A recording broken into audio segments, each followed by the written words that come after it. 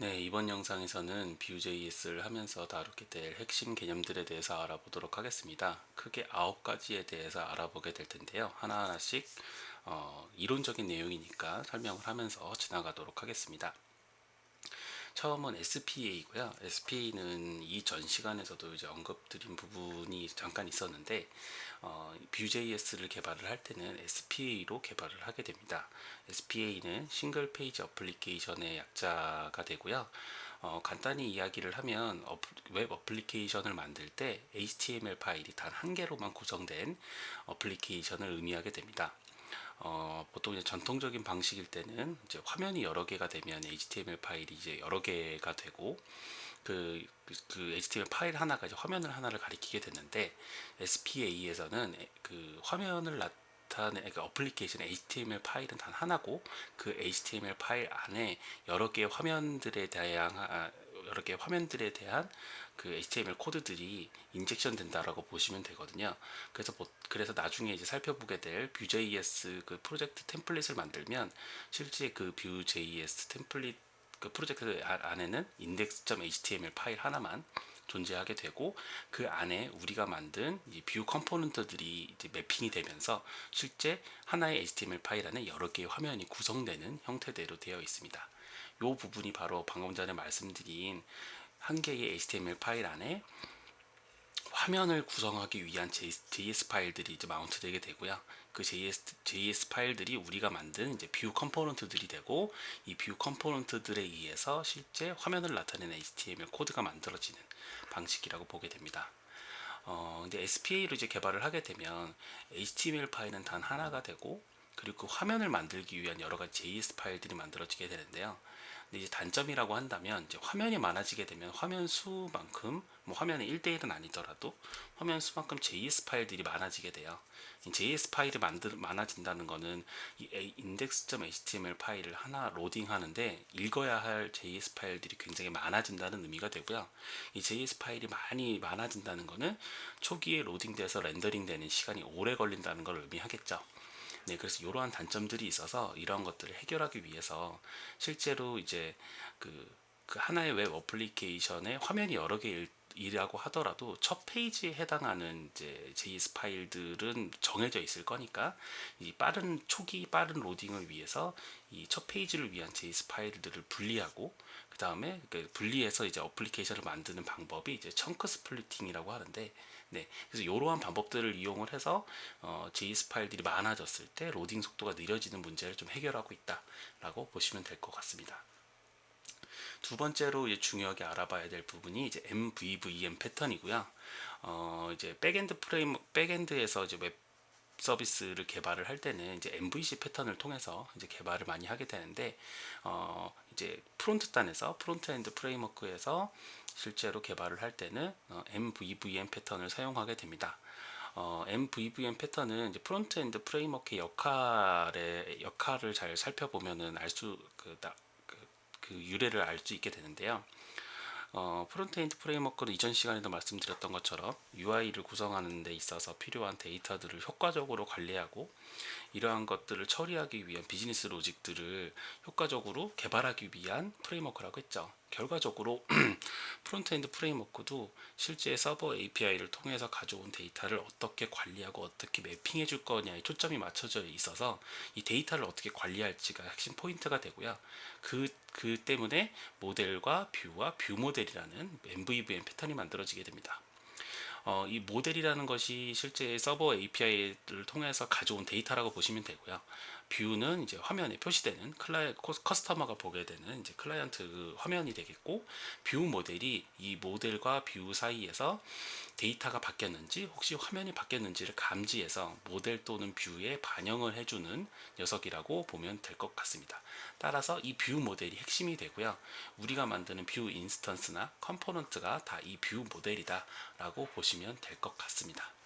근데 전통적인 이 MVVM 패턴은 사실은 이 뷰 모델이 변경이 되었는지 이 뷰가 변경이 되었는지를 이제 변경이 되었는지를 감지해서 그 변화를 감지하는 건데, 사실상 이 내부적으로 뷰 같은 경우에는 데이터가 변경되는 거를 뷰 모델이 감지하는 것이 아니라 모델이 직접 감지를 해서 뷰 모델 측에 알려주는 방식이라고 해요.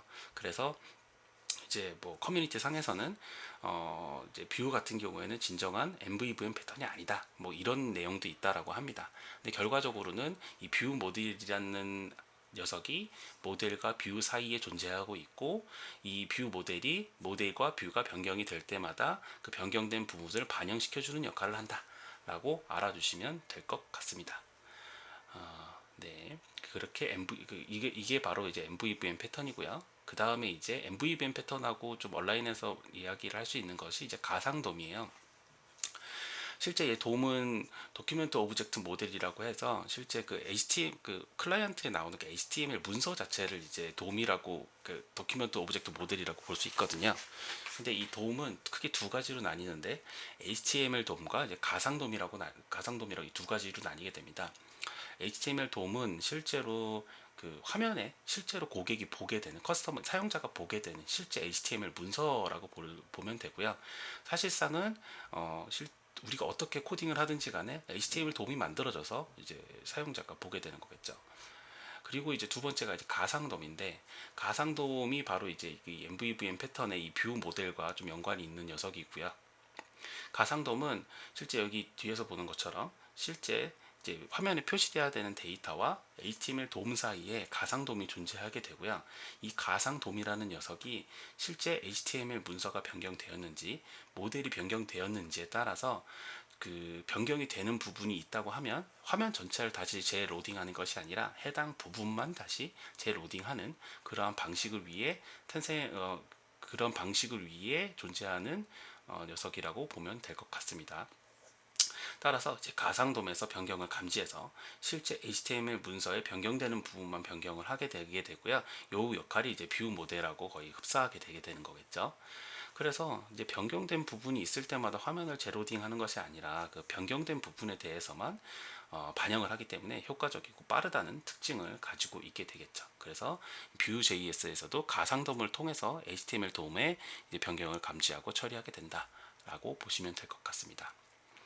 여기까지가 좀 내용이 좀 많고, 이 다음부터는 크게 내용이 많지 않거든요. 빠르게 한번 알아볼게요. 그 다음은 이제 데이터고요. 이 데이터는 이 뒤에 있는 이 스테이트와 연관돼서 쌍으로 보시면 될 것 같고, 뭐 간단하게 얘기하면 데이터는 이제 로컬 변수, 스테이트는 전역 변수라는 느낌으로 이해를 좀 해주시면 돼요. 이 데이터 같은 경우에는 하나의 뷰 인스턴스를 우리가 만들면 여기 왼쪽에 소스처럼 이런 데이터라는 이 옵션을 주게 되죠. 이것이 바로 이제 데이터고요. 하나의 뷰 인스턴스에서 관리해야 하는 이제 그러한 데이터들을 여기에 있는 데이터에다가 정의를 하게 됩니다. 따라서 얘는 그 뷰 인스턴스가 컴포넌트고, 컴포넌트는 이제 화면에 해당하니까 화면이 많아질 수가 있죠. 근데 그 여러 개의 화면 중에서 하나의 컴포넌트에서는 사용하는 데이터다라고 하면 데이터로 정의하면 되고, 전체 어플리케이션에서 사용해야 되는 데이터다라고 하면 뒤에 있는 이 스테이트로 사용을 하시면 됩니다. 스테이트가 어떻게 해서 탄생이 된 거냐면 나중에 이제 뷰엑스라는 거를 할 때 더 자세하게 이야기를 하겠지만, 스테이트는 이제 컴포넌트가 이제 많아지면 화면이 많아지게 되고, 화면이 많아지면 이제 그 데이터와 그 화면 사이에서 전달받아야 되는 그러한 데이터들도 많아지겠죠. 이제 그런 것들을 어떻게 효과적으로 관리할 수 있을까에서 출발한 녀석이고, 중요한 데이터 혹은 공유해야 될 데이터 아니면 많이 사용하는 데이터들은 어느 한 곳에다가 이제 몰아놓고 이 데이터들이 어떻게 변경되는지 관리하고 상태 관리를 하게 되게 되는데, 그럴 때 정의하게 되는 것이 바로 스테이트입니다. 따라서 전역 변수 같은 느낌이라고 보시면 되고요. 어느 이 전체 웹 어플리케이션을 사용하게 되는 전역 변수들은 어느 한 곳에다 몰아놔져 있고, 그 몰아놔진 데이터들을 변경 추적할 수 있다라고 보시면 될 것 같습니다.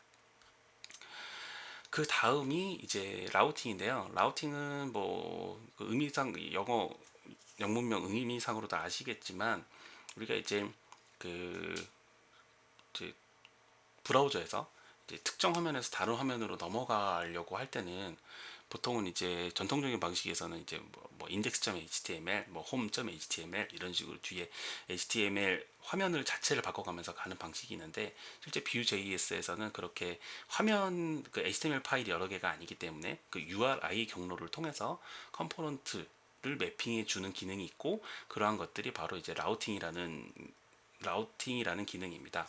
그러니까 따라서 이 화면에 따라서 이 URI를 여러 개를 정의해 놓고, 그 화면 이 A라는 화면에서 B라는 화면으로 넘어갈 때는 이 URI를 변경해서 호출하는 걸로 화면을 변경시킨다라고 보시면 되겠죠. 그래서 이러한 것들을 편하게 하기 위한 라이브러리가 이제 뷰 라우터라는 라이브러리고, 이것도 마찬가지로 뒤에서 배우게 됩니다. 그 다음에는 이제 트랜스 파일 번들링, 청크 스플리팅인데요. 요것들은 실제 이제 개발을 하면서 뭔가 쓴다기보다는 실제 이제 배포를 하기 위해서 그 파일들을 뭐 변환하고 이제 빌딩하는 거라고 좀 보시면 될 것 같고, 트랜스 파일은 뭐냐면은 우리가 나중에 이제 뷰 컴포넌트들을 이제 만들게 돼요. 이제 컴포넌트를 만들 때 지금은 여기서 파일 하나 이렇게 new view 해서 VM을 뭐 하나, 둘, 세 개, 뭐 여러 개를 만들 수도 있는데, 이제 나중에 되면 이 뷰 인스턴스 하나당 이 뷰 파일이라는 걸 하나씩 만들게 될 거거든요. 이 뷰 파일들은 안에 내부적으로 자바스크립트와 HTML 코드와 CSS 코드로 작성이 되어 있는데, 트랜스 파일은 우리가 작성한 이 .뷰 파일들을 다 모아서 몇 개의 JS 파일과 몇 개의 CSS로 변경해주는 작업을 하게 돼요. 이게 내부적으로 이제 웹팩이라는 애가 해주는 작업인데, 이러한 작업 자체를 트랜스 파일이라고 하고요. 그렇게 이렇게 JS 파일과 CSS 파일로 변환하는 작업뿐만 아니라 우리가 ES6 문법을 통해서 자바스크립트 6 에디션 이 문법을 통해서 작성한 이 코드를 그 이하 버전에서도 돌아갈 수 있도록 그 자바스크립트 코드를 변환해 주는 작업을 해요. 그래서 이런 것들을 해주는 것도 이제 이 트랜스 파일에 해당한다라는 거고, ES6에서는 이제 바벨이라는 라이브러리가, 그러니까 웹팩에 포함되어 있는 이 바벨이라는 라이브러리가 이러한 작업들을 해주게 됩니다. 그 다음은 이제 번들링이고요. 번들링은 무엇이냐면은 이게 이제 Vue.js 파일들을 이제 우리가 트랜스 파일에서 JS 파일로 만든다고 했잖아요. 근데 그렇게 되면 JS 파일들이 굉장히 많아지겠죠. 그래서 이 JS 파일들을 너무 많아지니까 몇 개의 대표의 뭐 한두 개의 JS 파일을 묶는 기능을 해주게 되는데, 이러한 기능이 바로 번들링이고요. 이제 이런 것들은 실제 개발을 하면서 하기보다는 이제 배포를 하면서 발생되는 일이기 때문에 이 트랜스 파일과 번들링을 해주는 것이 이제 내부적으로 이제 웹팩이라는 요 라이브러리가 해주게 되고, 이러한 것들은 나중에 빌딩을 하면서 좀 살펴볼 기회가 있게 될 것 같습니다. 그리고 청크 스플리팅은 앞에서도 잠깐 얘기했지만, 이 번들링을 하게 되면은 전체 컴포넌트의 JS가 몇 개의 파일로 묶여요. 근데 사실상 우리가 첫 페이지 로딩할 때 필요한 여러 가지 그런 파일들은 빠르게 로딩을 하는데 목적을 하기 위해서 번들링한 거를 그 몇 개의 파일로 또 쪼개는 그러한 일들을 할 수도 있거든요. 이제 그러한 것들 하는 역할이 청크 스플리팅이고, 초기 로딩 성능 개선과 같은 목적을 위해서 사용을 한다라고 보시면 될 것 같습니다. 그러면 이번 영상에서는 9개의 이런 핵심 개념들에 대해서 알아봤고, 이러한 것들을 좀 이제 숙지를 한 상태에서 이제 실제 실습을 할 때도 이런 것들이 이런 패턴이구나, 가상돔이구나, 이렇게 어느 정도 생각해 볼 수 있는 기회가 됐으면 좋겠습니다. 그럼 이번 영상은 여기까지 할게요.